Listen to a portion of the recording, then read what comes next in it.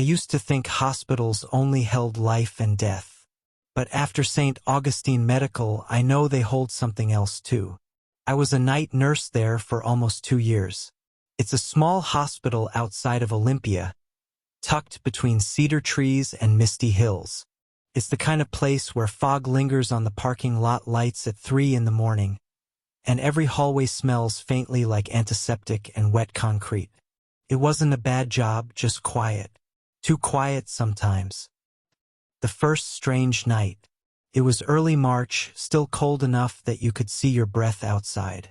My shift started at 11 p.m. We were short-staffed again, 1 CNA, 1 charge nurse, and me covering the West Wing. My patient list was light. Mostly post-ops and elderly admits from the ER. Nothing complicated. Around 2:30 a.m., the hall lights flickered. It happened sometimes when the wind hit the lines, so I didn't think much of it. But then I heard something over the intercom, just static at first, then a faint voice. It sounded like someone whispering my name. Lena! I froze. It was barely audible. A woman's voice, thin and hoarse, like it was coming from somewhere far away. I called down to the desk. The other nurse said the intercom system had been shut down for maintenance since midnight. So where the hell had that voice come from? The west wing of ST was built over part of the original. You could tell by the walls, older paint layers showing through, strange corners where hallways dead-ended for no reason. That night, after the whisper, I did a quick round to settle my nerves. When I turned down the far corridor by room 219, I noticed something odd. The wall at the end wasn't flat like it should have been.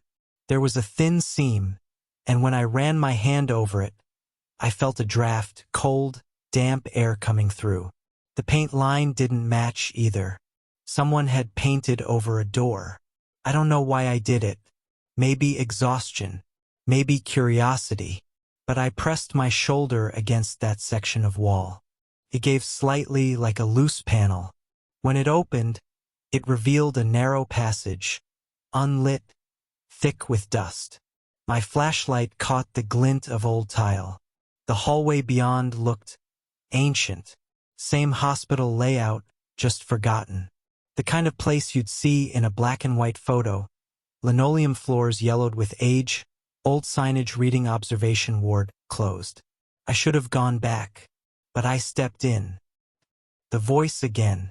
The hallway was cold and quiet except for the sound of dripping water. At the end, there was a single open room with a light flickering weakly inside.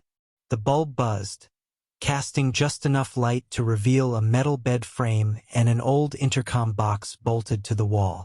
The air smelled like rust and something faintly sour, like bandages left wet too long. The intercom crackled. Lena! I dropped my flashlight. The voice was clearer now. Same woman's voice, but closer, more desperate. He's still here. I turned and ran. My shoes slipped on the floor as I bolted back through the passage. The wall panel slammed behind me so hard it shook the frame. When I got back to the nurse's station, my coworker, Tessa, said I looked white as paper. I told her there was someone in that hallway, maybe a patient lost in an old wing. She stared at me like I'd said something insane. Lena, she said, that section's been sealed for decades. There's no way in. We went back to look together. The seam in the wall was gone, completely smooth. I couldn't sleep after that. The next day, I went through the archives room, half digital, half dusty paper files. After hours of searching, I found a mention of an old observation ward closed in 1968. It had been used for psychiatric patients and long-term palliative cases before regulations changed. The record ended there. When I asked one of the senior doctors, he frowned and said he'd heard rumors. Something about a nurse who went missing after a patient attack back in the 60s. They sealed off the wing not long after. He said her body was never found. 3 weeks later, during another storm, the power went out across half the hospital. Backup lights flickered on. The intercom buzzed again, static, then the same whisper. "Help me." The voice came from room 219. When I reached the door, the air was freezing. I pushed it open, and for a second, the room wasn't mine anymore. The bed was old. Iron frame, torn mattress, leather straps hanging from the sides. The walls were yellowed, the paint peeling in curls.